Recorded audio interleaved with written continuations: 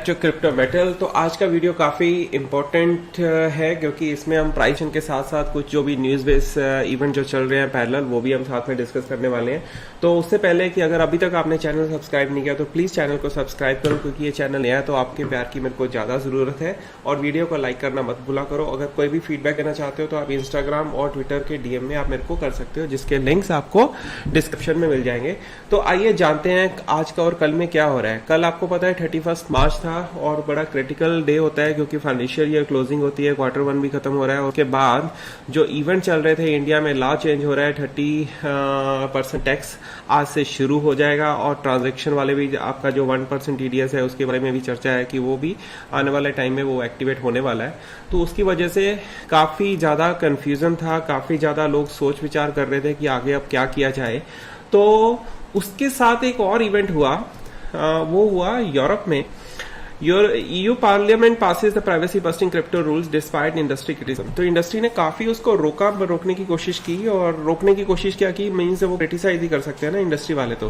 But European union law makers ने उसको पास कर दिया। अब इसका इम्पैक्ट क्या पड़ा कि जैसे KYC जो होता है आपने एक्सचेंजेस में कराया होता है, बट जिसने अगर कोई भी एक्सचेंज है, मैं नाम किसी का नहीं लेता, किसी वन एक्सचेंज से अगर वो अपने वैलेट में ट्रांसफर करता है, अपने में करता है या किसी और के वैलेट में करता है, तो अभी अथॉरिटीज वो क्या बोल रही है कि अगर आपका पैसा किसी वैलेट में भी ट्रांसफर हो रहा है तो आपको वो जो वैलेट का जो रिसीवर है उसका भी डाटा आपको रखना पड़ेगा। तो ये बहुत ज्यादा टीडियस होने वाला है, क्योंकि जब हम किसी एक्सचेंज में रजिस्टर करते हैं तो हमें KYC करना पड़ता है, हम रूल्स ऑलरेडी फॉलो कर रहे हैं। बट जो जहां पे पैसा भेजा जाता है ना, जैसे बैंक्स में होता है ना, एक बैंक खाते से दूसरे बैंक खाते में पैसा जाता है तो ऑब्वियसली वो दूसरे बैंक के खाते में ही जा रहा है ना, किसी की डायरेक्ट पॉकेट में नहीं जा रहा, किसी के वैलेट में नहीं जा रहा। अगर वैलेट में भी जा रहा है जैसे पेटीएम वगैरह, वहां पे भी KYC होता है। तो एक तरह से हो तो अच्छा है। अब होगा क्या, जिन एक्सचेंजेस के पास इतना इंफ्रास्ट्रक्चर नहीं है वो थोड़ा सा बैकफुट में जाएंगी, या जिन ऐसे भी कह सकते हैं कि जिन पे इनका इंफ्रास्ट्रक्चर नहीं है वो जल्दी भी कर सकती है, क्योंकि उनको इतना डाटा मैनेज भी नहीं करना पड़ेगा, है ना। क्योंकि ये ऐसे नहीं है कि एक्सेल में एक शीट बनाई और 2 कॉलम्स ऐड कर दिए और हमने डाटा कैप्चर कर लिया। आपको पूरा मैकेनिज्म करना पड़ता है, इसके लिए काफी इसके पीछे कॉस्ट वगैरह लगा होता है। तो जैसे ही यूरोपियन वालों ने ये अपना डाला, जैसे मैंने कल ट्वीट भी डाला था 19 घंटे ले, और उसके बाद देखो कितना हुआ, प्राइस सीधा वहां से नीचे आना शुरू हो गया, है ना। अगर आप मेरा ट्विटर हैंडल फॉलो नहीं कर रहे हो तो ये भी एक चैनल नया है, क्योंकि इसके साथ ही मैंने शुरू किया था, तो इसको भी आप फॉलो करो, जहां पे आपको random updates, time sensitive information आपको मिल सकती है। तो ज्यादा टाइम वेस्ट ना क्या करते हुए तो हम सीधा आते हैं अपडेट के ऊपर। तो अभी जो आपके सामने चार्ट खुला हुआ है, यहाँ पे जो बैंड लगा हुआ है ये है क्रिप्टो मार्केट सपोर्ट बैंड, जहां आप इसको बुल मार्केट सपोर्ट बैंड भी बोल सकते हो, जैसे मर्जी बुलाया जा सकता है। पर यहां से प्राइस देखो नहीं गया, 2 हफ्ते की मेहनत लगी और ये वाला वीक जो स्टार्ट हुआ था काफी अच्छा जा रहा था। ये भी इनफैक्ट ग्रीन में ही था, मेरे यहाँ पे ऑरेंज कलर है। बट मैं क्या कहता था कि जैसे ही जाता है तो वहां पे एक रीटेस्ट करने आता है, पर रीटेस्ट का कुछ एक होता है कि हाँ भाई सही ढंग से रीटेस्ट कर। यहाँ पे तो पहले हफ्ते ही में ही वो रीटेस्ट करने आ गया नीचे। तो यहाँ पे देखो पूरा प्रिसाइज वहां पे रीटेस्ट हुआ है, जो व्हाइट और ऑरेंज लाइन के बीच में जो रीटेस्ट हुआ है। अगर मैं इसको भी एक्टिवेट कर देता हूँ तो आपको पता चल जाएगा कि वो वैल्यूज कहाँ पे थी। अब आप देख सकते हो वैल्यू कहाँ पे है व्हाइट लाइन की, और ऑरेंज लाइन नीचे वाली की कहाँ पे है। तो ये एक्चुअली में EMS का कॉम्बिनेशन है जो मैंने सेट किया हुआ है। अब देखो ऊपर वाला था 44482 और दूसरा है 44067। तो वहां पे जाके प्राइस आया है और ऊपर कहाँ पे गया था 48244 में गया था। ये इंडेक्स वाला लगा हुआ है, ये भी आपने ध्यान रखना, बिट स्टैम्प का लगा हुआ है चार्ट, क्योंकि अलग अलग एक्सचेंजेस का अलग अलग होता है। तो अब यहाँ पे रीटेस्ट हो गया, व्हाट नेक्स्ट, है ना।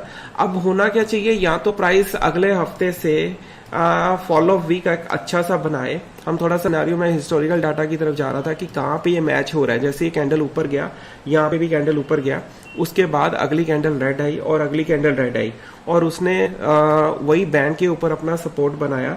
यहाँ पे सपोर्ट पूरा टच नहीं हुआ था, पर यहाँ पे टच हुआ है। तो यहाँ इसकी बजाय अगर हम इसको देखें तो यहाँ से ऊपर गया और यहाँ पे देखो उसके बैंड के ऊपर टच हो रहा है। दोनों का इंटरसेक्शन पॉइंट भी बन रहा है कि ऑरेंज लाइन नीचे से ऊपर जा रही है, और यहाँ पे भी चांसेस यही हो सकते हैं कि ऑरेंज लाइन व्हाइट को बाईपास करते हुए ऐसे से अपना रास्ता बना ले, है ना, ऐसे करके ऊपर से बना ले। तो अगर ये वाला होता है तो ये बिल्कुल सिनारियो बिल्कुल वैसे वाला हो जाएगा जहां से यहाँ पे आया था। अगर मैं मार्क करूं तो तो ये ऐसे वाला हो सकता है। पर आगे चल के आप बोलोगे कि ये सब नीचे आ गया, पर ऐसा नहीं है। ये कि यहाँ पे हुआ था, पैंडेमिक का इवेंट हुआ था, इवेंट ही कहेंगे, बड़ा बड़ा गंदा इवेंट हुआ था, तो उसके कारण ये नीचे ऐसे आ गया। अब यहाँ पे क्या हुआ है, प्राइस ऊपर गया पर ऊपर सस्टेन ही नहीं किया है ना। तो यहाँ पे हमारा एक अच्छी चीज है कि प्राइस यहाँ से नीचे से ऊपर जा चुका हुआ है, क्रॉस ओवर एक तरह का हो चुका है। पर अभी हमें एक फॉलो ऑफ वीक में रीटेस्ट कंफर्मेशन चाहिए था, तो यहाँ पे आपको ध्यान रखना पड़ेगा। इनडायरेक्ट वे में मैं क्या कहने की कोशिश कर रहा हूँ कि अगर प्राइस को थोड़ा सा और नीचे आना भी होगा तो ये वाले जो दो लेवल्स है ना, 44071 जो हमारा लास्ट है, यहाँ तक भी प्राइस आ सकता है। तो अगर हम इसको चेक करते हैं और तरीके से, अगर आज 1 अप्रैल है, हम सीपीआर भी देख लेते हैं। सीपीआर को हम देखते हैं वन डे के चार्ट में, तो यहाँ पे आपको पता चलेगा सीपीआर में क्या रीडिंग्स आ रही है, क्योंकि सीपीआर एक बड़ा इंपॉर्टेंट होता है जो मैं मंथ के बिगनिंग में और मंथ के एंड में बीच बीच में मैं देखता रहता हूँ। यहाँ पे क्या हुआ, ये वाले जो सिंगल वाला कॉलम है ना, इस पे देखो, यहाँ पे 3 डॉट्स आपको नजर आ रहे हैं। ये मंथली पाइवट्स रहते हैं, ये जो अप्रैल मंथ में आ रहे हैं। तो ये देखो, ये रेंज बना हुआ है 44,578, 43,640 एंड 42,701। तो मतलब कि अगर प्राइस, अब देखो यहाँ पे काफी देर से जो प्राइस था ना, इसका जो चार्ट था पाइवट्स, वो डिसेंडिंग ऑर्डर में चल रहे थे। देखो ऊपर से नीचे गिरता जा रहा था, यहाँ पे अब जाके थोड़ा सा उसने कर्वेचर बनाया और ये वाला वीक थोड़ा सा अच्छा बना। अगले आने वाला जो मंथ अभी स्टार्ट हुआ है, तो अब यहाँ पे हो रहा है रीटेस्ट। जैसे ही प्राइस ऊपर गया, पहले दिन ही रीटेस्ट किया। नॉर्मली क्या होता है कि ये थोड़े दिन निकाल के वापस रीटेस्ट करने आता है, जैसे यहाँ पे हुआ। और हमें ध्यान क्या रखना है कि अगर प्राइस यहीं पाइवट डॉट्स के अंदर आके घूम फिर के यहीं पे सपोर्ट बना के चले जाए, ठीक है। अभी भी जो कैंडल अभी हम आपके सामने दिख रही है, यहाँ पे अच्छा खासा बायबैक हो चुका हुआ है, उसका रिजल्ट है कि ये विक का बनना है ना।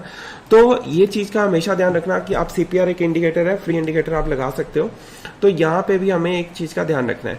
और इस मंथ का जो टारगेट है, अगर वो सपोर्ट वाकई वो स्ट्रांग बन जाती है, तो ये सपोर्ट का जो इस मंथ का जो इनिशियल टारगेट रहेगा वो अराउंड 50,000 के करीब रहेगा, ठीक है। और इन केस अगर वर्स्ट सिनारियो बनता है, तो ये सपोर्ट जो हमारे मंथ का जो सपोर्ट है वो 39,000 के करीब बनता है। अब ये डॉट ऊपर नीचे हो सकता है, तो आप ये यहाँ से फिगर देख सकते हो 39046 के करीब। तो ये था आपका सीपीआर पॉइंट ऑफ व्यू से, क्योंकि प्राइस जब भी ओपन करता है ना, नया मंथ ओपन करता है, तो एक अच्छा साइन होता है कि वो जल्दी से जल्दी अपना ये डॉट्स वाला रीटेस्ट कंप्लीट करे। अदरवाइज पता है क्या होता है, middle of the week, middle of the month के अंदर भी इस तरह का रीटेस्ट होता है। जैसे ये प्राइस यहाँ से मूव हुआ, फरवरी मंथ में ऊपर गया, हमें लग रहा था कि ये फर्स्ट मंथ का जो अपना मंथ का टारगेट है, फर्स्ट टारगेट वो अचीव करने जा रहा है, पर वहां पे इसका प्राइस का अच्छा खासा उसको रेजिस्टेंस मिलता है वहां से, और सीधा नीचे आता है रीटेस्ट करने के लिए। अब देखो इतनी बड़ी कैंडल के साथ आया और प्राइस देखो सारे पाइवट टेबल्स को छोड़ के और उसने डॉट्स को छोड़ के सीधा नीचे चले गया, है ना। अप्रोच कर रहा था, देखो हम वेट कर रहे थे कि ये बिल्कुल कहते हैं ना कि ऊपर से सीधा नीचे गिरना, ये बिल्कुल वैसे वाला सीन हुआ है। देखो यहाँ से 45,855 से लेके प्राइस 34, तकरीबन $9,000 के करीब उसने एक अपना ट्रांजैक्शन दिखाया ऊपर नीचे जाने का। तो हमें इन चीजों का ध्यान रखना है, ट्रेड अपना अच्छे से करना है। अभी 30% रूल भी आ चुका हुआ है, हमें उसको समझने का टाइम लगेगा। मैं उसके ऊपर क्यों इतना डिस्कशन नहीं कर रहा, इंटेंशनली नहीं कर रहा, क्योंकि मैं कोई फाइनेंशियल एडवाइजर नहीं हूं और ना ही मैं कोई क्वालिफाइड चार्टर्ड अकाउंटेंट हूं इंडिया में कि अपनी प्रैक्टिस कर रहा हूं कि मैं आपको गाइड कर सकूं। अगर आपके मन में कोई भी डाउट है, आप ट्विटर्स वगैरह देखो, सब चीजें, बट जो भी आपका चार्टर्ड अकाउंटेंट है, जो भी आपका सीए है या जो आपका रिटर्न फाइल करता है, कोई दोस्त यार नहीं होना चाहिए, वो वाकई क्वालिफाइड होना चाहिए। अगर आप एक बड़ी गेम खेल रहे हो तो आपको उन्हीं से गाइडलाइंस आपको फॉलो करना चाहिए, उन्हीं से अपना एक सिटिंग, अपना एक मीटिंग बुक कर लो। अभी तो बहुत अर्ली, अभी तो पहला दिन है, तो बाकी न्यूज को फॉलो किया करो, क्योंकि इन्फ्लुएंसर कभी कुछ बोल देगा, कभी कुछ बोल देगा, है ना। तो गलती हो सकती है। कल को आप अथॉरिटीज को ये नहीं बोलोगे कि किसी ने ये बोला था कि ऐसे नहीं लगेगा, आप हमें कैसे टैक्स लगा रहे हो, है ना। तो हम अथॉरिटीज को बाईपास नहीं कर सके। तो आपको वाकई मैं वही डिस्क्लेमर के तौर पे बोल रहा हूँ, सीरियसली डिस्क्लेमर की तरह बोल रहा हूँ कि अगर कोई आप बड़ी गेम खेल रहे हो या छोटी भी खेल रहे हो, क्योंकि 30% टैक्स तो अब हर किसी को देना है, चाहे वो 1 लाख का प्रॉफिट बुक कर रहा है, चाहे 1 करोड़ का प्रॉफिट बुक कर रहा है, चाहे वो 1,000 रुपए का प्रॉफिट बुक कर रहा है। तो अभी स्लैब हम सब जगह पे सेम ही आ गई है ना, 30% टैक्स की। तो उसके लिए अगर आपके मन में कोई भी डाउट्स हैं या टीडीएस को लेके, तो आप एक क्वालिफाइड सीए से ही बात करो। और जो भी हम इस वीडियो पे डिस्कस करते हैं वो एक फाइनेंशियल एडवाइस बिल्कुल भी नहीं होती, ये बस एक तरह का एक एंटरटेनमेंट चैनल है जो मैं आपके लिए चला रहा हूँ, जिसमें आपको मैं क्रिप्टो के अपडेट्स देने की कोशिश करता हूँ।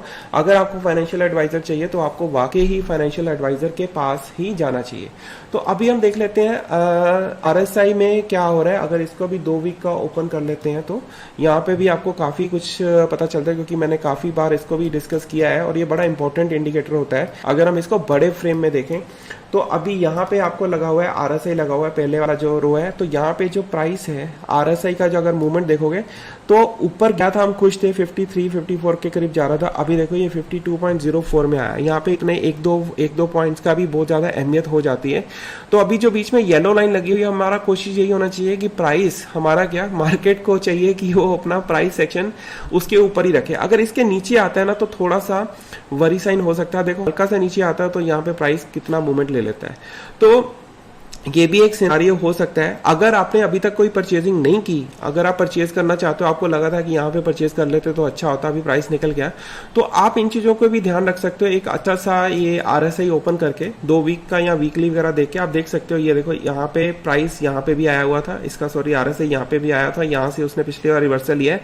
तो अगर मैं यहाँ पे एक हल्की सी लाइन लगा लेता हूँ, जैसे ही प्राइस 45 पे आता है तो आप ये भी कर सकते हो, अगर 45 के नीचे आए तो फिर अपना DC आप अपना स्टार्ट कर सकते हो। और दूसरी बात, अगर स्टॉच RSI को देखो तो अभी देखो ये ब्लू लाइन तो इसके अंदर आ चुकी हुई है, ठीक है, 20 के ऊपर आ चुका हुआ है। बट अभी जो ऑरेंज लाइन है वो अभी भी 20 के नीचे है, 30.40 है।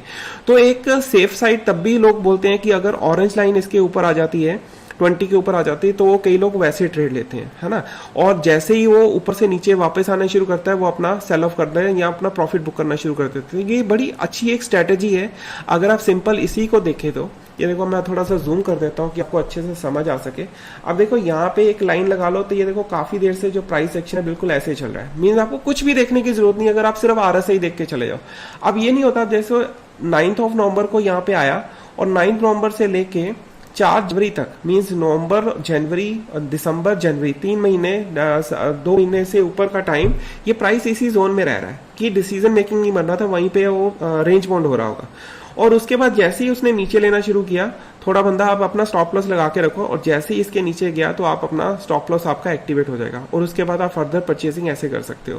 पर ये मैं काफी फॉलो करता हूँ। जैसे होता है ना कि प्राइस एकदम हाथ से निकलना शुरू हो जाता है, आपने परचेज नहीं किया, फिर फोमो क्रिएट होता है। तो जब अगर प्राइस का एक्शन यहाँ पे दिख रहा है ना, तो कोशिश किया करो कि परचेजिंग नहीं करनी फिर, क्योंकि यहाँ पे मिड में ने बड़े गंदे वाले रिवर्सल्स होते हैं। तो जो हम उसको यहाँ पे देखो छोटा हुआ, बट हु नोज कि आगे जाके कितना हो सकता था, नीचे भी आ सकता था। तो इन चीजों का भी आप ध्यान रख सकते हो, ये काफी इंपॉर्टेंट रहता है। अगर आपको कुछ भी समझ नहीं आ रहा तो आप एक सिंपल RSI को भी फॉलो कर सकते हो। अब आता है एक इंपॉर्टेंट, हम एक और चीज डिस्कस कर लेते हैं जो मैंने लास्ट वीडियो में डिस्कस की थी, वो है 200 MA। तो 200 MA ने काफी अच्छा प्ले किया है। मींस उसका जो काम होता है प्राइस को नीचे गिराने का, तो वो उसने बड़ी बेखूबी निभाया है, जो हमारे लिए अच्छा नहीं हुआ। पर वो हुआ क्या, मैंने अगर आप इसी पिछले वीक की मेरी वीडियो देखोगे तो उसमें मैंने इसका जिक्र किया था, उसका मैंने जिक्र किया था। ये देखो ये वाला वीडियो है, अगर आपने अभी तक नहीं देखा तो इस वीडियो को पूरा देख लेना। मैंने इसमें पूरा एक्सप्लेन किया कि क्या कारण था कि ये उस वक्त तो डिप भी नहीं आया था। ये मैंने रीट्वीट किया कल, है ना, मैंने 30 मार्च को ये पोस्ट किया था इस वीडियो को। अब हुआ क्या, ये था 200 MA। तो यहाँ पे प्राइस देखो पूरा टच किया और उसके बाद उसका रिजेक्शन शुरू हो गया। ये यहाँ पे भी हुआ था, बट वो तो प्राइस ऑलरेडी ऊपर से नीचे आ रहा है ना, यहाँ पे तो नीचे से ऊपर गया है। अब जब नीचे से ऊपर जाता है, यहाँ पे उसकी कोई इंपॉर्टेंस नहीं थी, पर उसकी इंपॉर्टेंस पिछले टाइम फ्रेम में हमें नजर आई थी। 2018 का मैंने वहां पे उस वीडियो में एक्सप्लेन किया हुआ है। अब देखो यहाँ पे प्राइस आया, इसके नीचे आया, और उसके बाद भी उसको यहाँ पे भी रिजेक्शन मिला। जैसे ये वाला टाइम भी हो सकता है, जैसे अभी का जो टाइम है बिल्कुल मैच भी कर सकता है इसमें। तो यहाँ पे समझ लो कि वही टाइम है, ऊपर जाने की कोशिश किया और उसके बाद थोड़ा सा नीचे आके फिर उसने अपना रैली बनाया, फिर यहाँ से फिर नीचे आया, है ना। ये तो अलग इवेंट हो गया अप्रैल का, सॉरी अपना पैंडेमिक का। बट यहाँ पे जो मैं थोड़ा सा समराइज ही कर देता हूँ पुराने वीडियो को। अब देखो यहाँ से फर्स्ट टाइम नीचे आया था, उसके बाद उसने जितनी बार भी ऊपर जाने की कोशिश की तो 200 वाले ने अच्छा खासा प्राइस को धकेला है। मैं आपको रिक्वेस्ट करूंगा ये वाली वीडियो को पूरा अच्छे से देखो। मैं अननेसेसरी इस वीडियो को लंबा नहीं करना चाहता कि वही सारे पॉइंट दोबारा डिस्कस करूं जो मैं ऑलरेडी पुरानी वीडियो में डिस्कस कर चुका हूं। तो ये 200 MA ने ना अच्छा खासा प्राइस सेक्शन हमारा खराब कर दिया है, हमें डरा जरूर दिया है कि कैसे अब आगे चल सकता है। अगर इसी में अगर हम इसको वीकली में देखें और 200 MA को हटा दें और अगर बोलें कि ये मेरा लगा हुआ है 50 वीक MA, मैं आपको दिखा भी देता हूँ। तो 50 वीक MA का अभी सिनारियो क्या चल रहा है, तो प्राइस अभी 50 वीक MA के, ना तो मैं इसको ऊपर बोल सकता हूँ ना नीचे बोल सकता हूँ, नीचे तो दिख रहा है बट अगला वीक डिसाइड करेगा, उसमें 2 दिन अभी रहते हैं, 2-2.5 दिन रहते हैं, तो उसके बाद हमें पता लगेगा कि आगे क्या गेम हो सकती है। तो ये बड़ा इंपॉर्टेंट होती है। जैसे ही 50, अब जैसे ये बन रही है ना कैंडल, ये ग्रीन कैंडल है, ये आपके रेड कैंडल है, तो ऐसे बन रहा है, अभी प्राइस यहाँ पे अटका हुआ है। तो अगर इस तरह से सिनारियो होता है तो आपको इन चीज़ों का भी ध्यान रखना पड़ेगा। और यहाँ इसके अकॉर्डिंग अगर यहाँ पे अगर इतनी कैंडल्स को मैं देखूं तो प्राइस के यहाँ तक आने के चांसेस बन रहे हैं, एक सेकंड, यहाँ तक आने के चांसेस बन रहे हैं 43, 40, 44, मतलब कि हल्का फुल्का विक, तो आपको पता ही है ये BTC का भी ध्यान नहीं देता उन चीज़ों का। तो आपको $600-700 का आपको अपना मार्जिन होना पड़ेगा। जो अगर कहीं पे भी कोई भी प्राइस आपको पॉइंट पता चलता है तो उसमें $600-700 ऊपर नीचे कर लिया करो, क्योंकि $50-60 वाली गेम नहीं रह गई अब इसमें, है ना। तो लास्ट जो होप है हमारे लिए वो है 41,000 के बिल्कुल नीचे ना जाए प्राइस, है ना। अब यहाँ पे वीक लगाने गया था 40,500, तो मैं बोल रहा हूँ 41,000, तो उसमें फर्क कितना हुआ, वही $600 हुआ ना। तो ये इसको थोड़ा सा छेड़खानी करने आ सकता है क्योंकि प्राइसेस लिक्विड होते हैं। अब देखो कल वाला जो था सीधा 47 से बिल्कुल 40 पर आ गया था प्राइस, है ना। हमें उन चीज़ों का भी ध्यान रखना है। और इसी तरह से अगर आप 8 वीकली देखते हो तो 8 वीकली यहाँ पे है और यहाँ पे भी उसको सपोर्ट बन सकता है। ये है लेवल आपका, आपको नजर आ रहा होगा 40,953। तो मैंने देखो वही बोला था ना 41,000 समथिंग, तो 41,000 से लेके 40,500 तक आप इसका एक्सपेक्ट करो कि ये, होप करो कि ये सपोर्ट उसका अच्छा खासा बन जाए। अदरवाइज मैं आपको अपडेट देता रहूंगा कि जैसे ही मेरे को कोई नया एक्शन नजर आता है मैं आपको तुरंत अपडेट देने आ जाऊंगा। ट्विटर पे जल्दी आता अपडेट, तो वो मेरा फॉलो कर लो, आपको डिस्क्रिप्शन में लिंक मिल जाएगा। तो अगर आपको ये वीडियो अच्छा लग रहा, अगर आपको इस तरह के अपडेट्स अच्छे लग रहे हैं, सब चीजें मैं आपके सामने रख रहा हूँ ट्रांसपेरेंट वे में, तो प्लीज मेरे चैनल को सब्सक्राइब करो। अगर कोई बंदा ये चीजें सीखना चाहता है तो आप उसको साथ भी ये वीडियो शेयर कर सकते हो अपने फ्रेंड्स वगैरह में। और मेरे वीडियो को आप अपने एक नोटपैड लेके पॉइंटर्स भी नोट कर सकते हो, क्योंकि इस वाली वीडियो में मैंने एक चीज नहीं डिस्कस की, काफी मल्टीपल स्ट्रेटेजीज आपके साथ डिस्कस की हैं जो आगे आने वाले टाइम में आपको अच्छा ट्रेड लेने में हेल्प कर सकती हैं। तो thank you so much for watching, मिलते हैं एक नई वीडियो में जल्दी ही।